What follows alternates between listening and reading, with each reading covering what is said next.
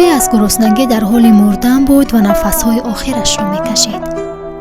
کلاغ و کرگس هم مشغول خوردن لاشه گندیده آهو بودند.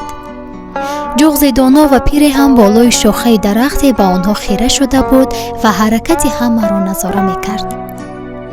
کلاغ و کرگس را به جغز کردند و گفتند: این عقاب احمق را میبینی؟ به خاطر غرور احمقانش جان میدهد. اگر بیاید و با ما هم سفره شود نجات پیدا خواهد کرد. حال روزش را ببین، آیا باز هم می شود عقاب را سلطانی پرندگان گفت؟ جغز خطاب به آنان گفت: عقاب نه مثل کرگس لاشه‌خور است و نه مثل کلاغ دوست.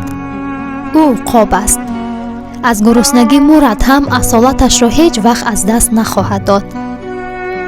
از چشم عقاب چگونه زیستن مهم است، نه چقدر زیستن.